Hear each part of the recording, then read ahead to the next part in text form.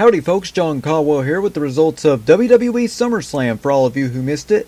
And boy oh boy, what a wild and crazy night it was at the Barclays Center. Let's go ahead and head right into the results. Our first kickoff match was Rusev and Lana taking on Andrade Cien Almas and Zelina Vega. Backstage, Aiden English had a song, but neither Rusev or Lana wanted to hear it. English never appeared during the actual match. Much of the crowd was still filing into the building when the match started, but Rusev still got a big reaction. Lana ended up getting the hot tag but was distracted by Almas. Vega rolled up Lana and with a bit of trouble getting her feet on the ropes, pinned Lana. Our second pre-show match was Cedric Alexander taking on Drew Gulak for the Cruiserweight Championship. There was a stipulation that nobody would be able to interfere in the match. Gulak controlled the match early and kept the pace slow. Alexander made his comeback and did a huge dive over the top to the outside, but was selling his neck from earlier in the match. The two of them exchanged multiple roll-up near falls until Alexander finally got the win. So there you have it, Cedric Alexander is still the Cruiserweight Champion. And with our third and final pre-show match for SummerSlam, the Raw Tag Team Champions, the B-Team, took on the Revival for the Raw Tag Team titles.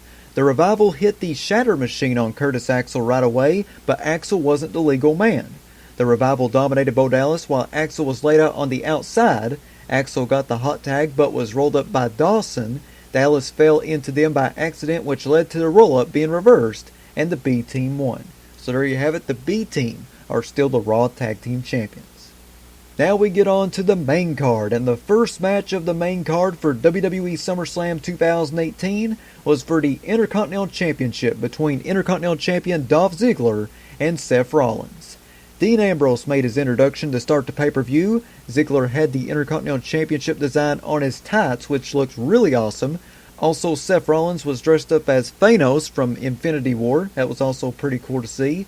Ambrose got in McIntyre's face right away. Ziggler gained control and Rollins was selling his knee. Rollins nearly got counted out after being DDT'd on the ring apron. Rollins hit a frog splash, which Ziggler actually countered into a near fall. Rollins came back and did an inverted version of his suplex / Falcon Arrow, which was incredible. McIntyre drove Ambrose into the steel steps and Ziggler got another near fall on Rollins. At this point, Rollins had a cut on his face. McIntyre tried to interfere again, but Ambrose hit the dirty deeds on the floor. Rollins hit the curb stomp to regain the Intercontinental Championship. So there you go, brand new Intercontinental Champion in Seth Rollins. And no, Dean Ambrose did not turn on Seth Rollins tonight. Our next match was for the SmackDown Tag Team Championships between the SmackDown Tag Team Champions, the Bludgeon Brothers, and the New Day. Xavier Woods and Big E represented New Day in the match. Harper and Rowan tried to slam Xavier on the steel steps, but Xavier was able to escape. Big E got the hot tag, but Harper and Rowan recovered and had Big E beat until Xavier made the save. Big E hit Rowan with the big ending on the outside. Xavier hit a flying elbow to Harper on the outside, which was awesome.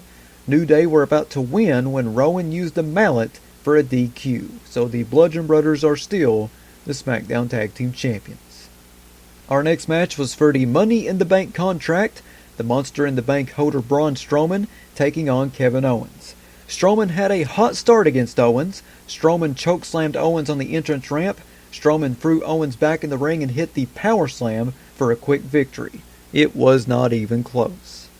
Our next match was the triple threat match for the SmackDown Women's Championship between the SmackDown Women's Champion Carmella, Becky Lynch, and Charlotte.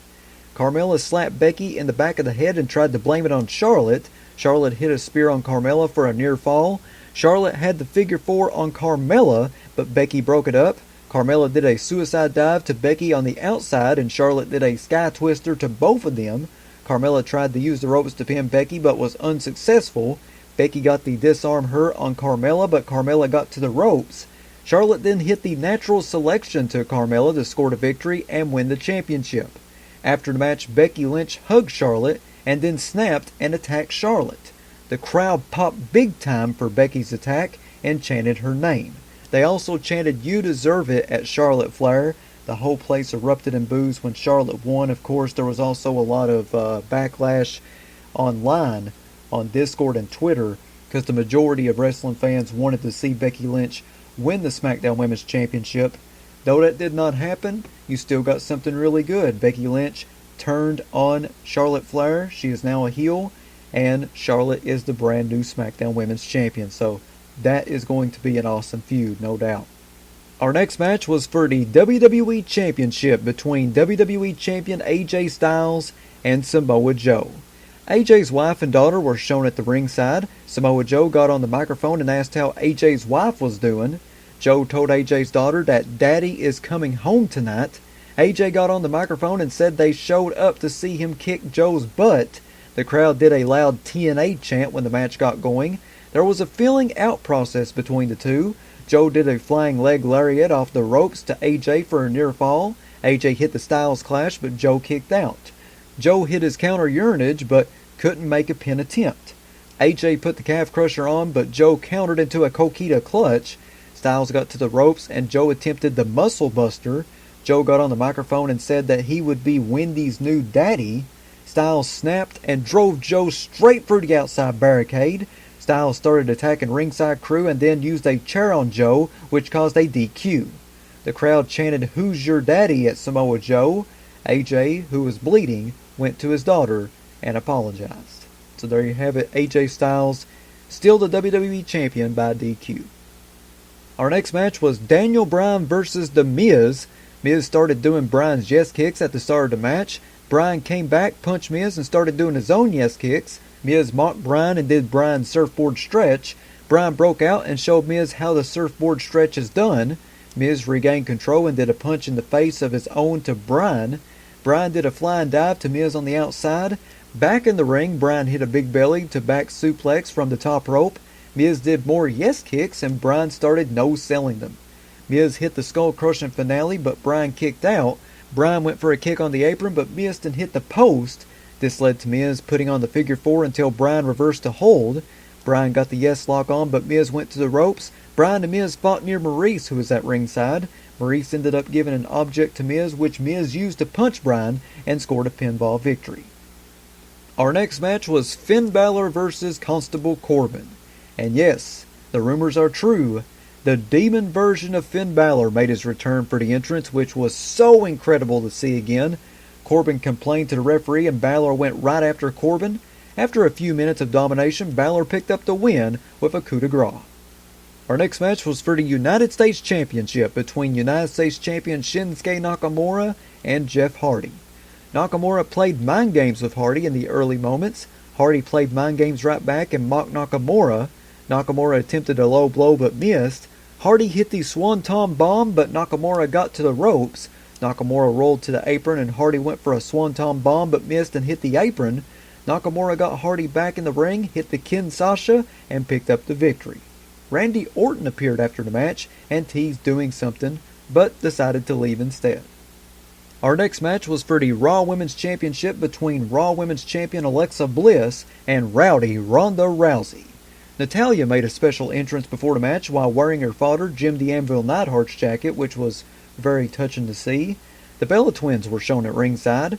Rousey was wearing special eye makeup for this match. Bliss went for a cheap shot early, but it didn't work. Rousey offered to turn her back and close her eyes if Bliss got back in the ring. Bliss tried to put a sleeper hold on, and Rousey easily broke out of it. Bliss kept trying moves, and it just made Rousey angrier. Rousey got Bliss in the armbar, and Bliss tapped out. Rousey celebrated with the Bellas and Natalya. So there you have it, brand new Raw Women's Champion in Rowdy Ronda Rousey. And finally, our main event of WWE SummerSlam 2018, the Universal Championship match between Universal Champion Brock Lesnar and Roman Reigns. There was a special graphic for Reigns during his entrance. Both Reigns and Lesnar got mixed reactions for their entrances. Braun Strowman appeared before the match began. Strowman said he refuses to cash in the Money in the Bank when his opponent's back is turned. Strowman said he does things face to face and will cash in the Money in the Bank against a winner. Reigns attacked Lesnar with multiple Superman punches and free spears, but Lesnar still got the guillotine on Reigns. Lesnar took Reigns to Suplex City. The crowd started a very loud "You both suck" chant. Reigns accidentally did a suicide dive to Strowman on the outside. Lesnar then hit an F5 on Strowman. Lesnar used a briefcase and chair on Strowman. When Lesnar got back in the ring, Reigns hit another spear on Lesnar to win the Universal Championship. So there you go. The reign of Brock Lesnar is officially over. Roman Reigns is the brand new Universal Champion, and he is the second person in WWE history, next to Brock Lesnar, to hold the WWE Championship and a Universal Championship. So a big congratulations out there to the big dog. And a big congratulations as well to everyone that won new titles tonight.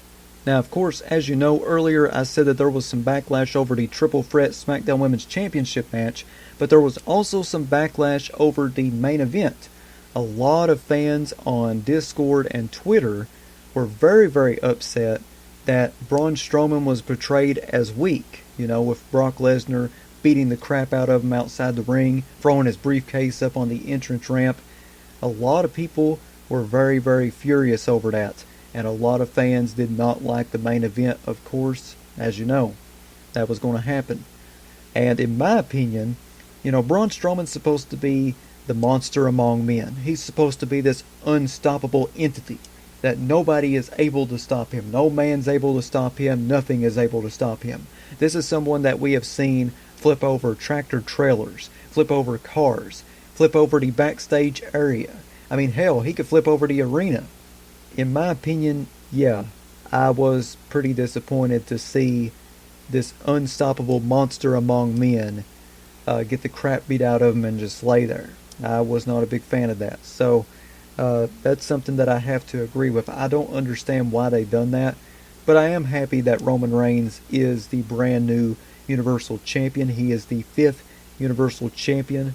And like I said earlier, Brock Lesnar's Universal title reign has now come to an end. 504 days from April 2nd of last year to August 19th of this year. Man, that is a very, very long time. And if I could just comment for just 1 second, no disrespect to Brock Lesnar, no disrespect to, WWE, but in my opinion, Brock Lesnar's Universal title reign is the worst in the Universal title's history, and it's one of the worst title reigns in professional wrestling. It's not really Brock Lesnar's fault. Brock Lesnar has a health problem. He has diverticulitis. If you remember, whenever he was in the UFC, he almost died when he was in the hospital with diverticulitis. And I have a family member who has that, and it is a very, very horrible thing to have. And so after he got diagnosed with diverticulitis, he started going and saying, hey, I can't really do a lot of shows. I can't really do a lot of this and that. If I was to come back to the WWE, I can only do certain shows. So, that's the reason why you didn't see a lot out of Brock Lesnar, was because of diverticulitis. And also, he's wanting to go back to the UFC. It's obvious that he wants to go back to the UFC. And I think the reason why they made Lesnar champion back then at WrestleMania 33, I think that it was a little bit instrumental, not fully, but a little bit instrumental in having Ronda Rousey come to the WWE and to build a little bit of some friendly vibes between the WWE and the UFC. I wouldn't really say an agreement between both companies. There is some tension with the WWE and the UFC. The UFC fighters will put down professional wrestlers for what they do and vice versa, and the UFC fans will put down the pro wrestling fans and vice versa. So I think it just really eased some tension. I think that's really all that done, and it was to get a little bit of some promotion for the UFC and make a lot of money for both companies, which is really what it means at the end of the day. That's the reason why I think you had Dana White come in, and you got Matt Riddle, who used to be in the UFC. He signed with WWE. Cain Velasquez, one of the greatest UFC fighters of all time. He was at NXT a couple of weeks ago. So I really do think, with Lesnar being champion, the Universal Champion, that did have some to do with Rousey and all this UFC stuff being blended in. Really, it was just, I think, to bring Rousey in, and Ronda Rousey wanted to do something else with her life. She wanted to go into pro wrestling. She was a big pro wrestling fan as a kid, and now she lives the dream, and that's awesome. And I'm really happy to see her live out that dream. But in my opinion, it's one of the worst title reigns in pro wrestling history, for the simple fact that you didn't really see it a lot. The only time you've really seen it was on the Monday Night Raws before the pay-per-views and the pay-per-views themselves. Other than that, it was never on television. The Intercontinental Championship was the main title of Raw from April of last year to now. That was basically the headlining title of Monday Night Raw because you barely seen the Universal Championship. It's nothing against Brock because, Brock, he has that health problem and they wanted to try to ease some tensions with UFC. But, I don't think it really would have been, in my opinion, one of the worst title reigns in pro wrestling history. If it lasted like to the Royal Rumble, okay, that would be alright. If he held it from WrestleMania 33 to the Royal Rumble of this year, I would have no problem with that. But when it surpassed CM Punk's reign and it went 504 days, 504 days of it not really being on television, only being shown really at the pay-per-views and the Monday Night Raws before the pay-per-views. It wasn't really on television all that much, and there was a lot of wrestling fans that grew up watching WWE that I know that stopped watching it because of Brock Lesnar never being on TV. And that's the thing.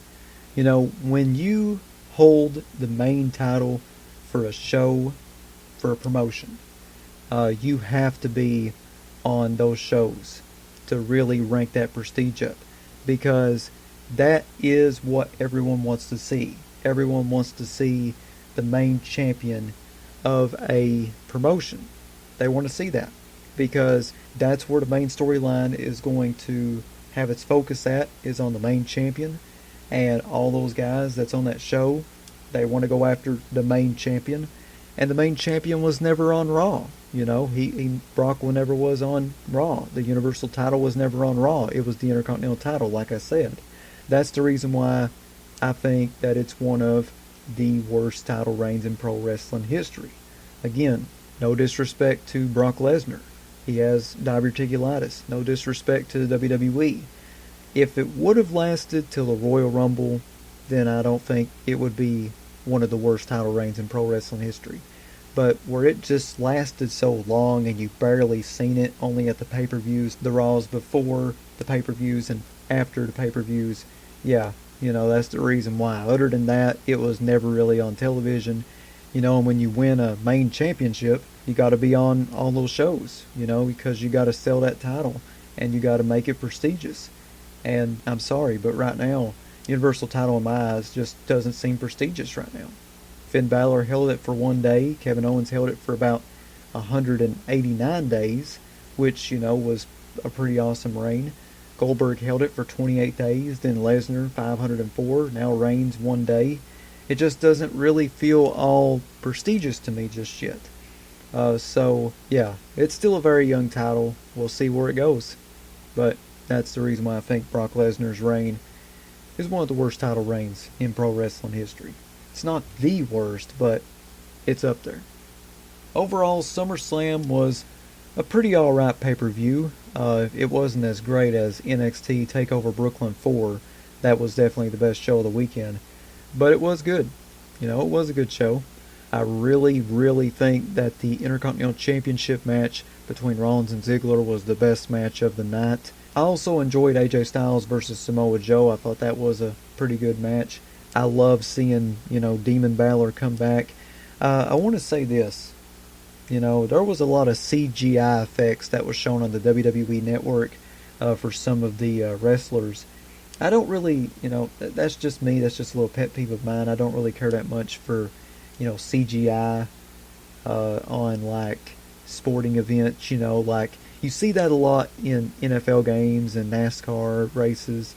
I just never really was a big fan of that, because it takes away from some of the amazing shots that you can get on television of the field or the fans or the track or the fans. And for that, it just really it didn't cut it for me. It's just not my style. But I will say during Balor's entrance with the hurricane cloud up above, that was pretty cool. That was awesome.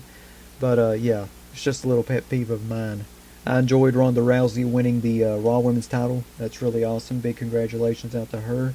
And Roman Reigns is now officially the Universal Champion, so the belt will be on Monday Night Raw a lot more. Again, no disrespect to Brock Lesnar, he's got diverticulitis. It's just they should have made that title reign a little bit shorter and not 504 days. Alright, so there you go. That is the results of WWE SummerSlam 2018. I will see you tomorrow for another great edition of Jammin' John's Wrestling News. Until then, this is Jammin' John saying thanks, goodbye, I'll see you tomorrow.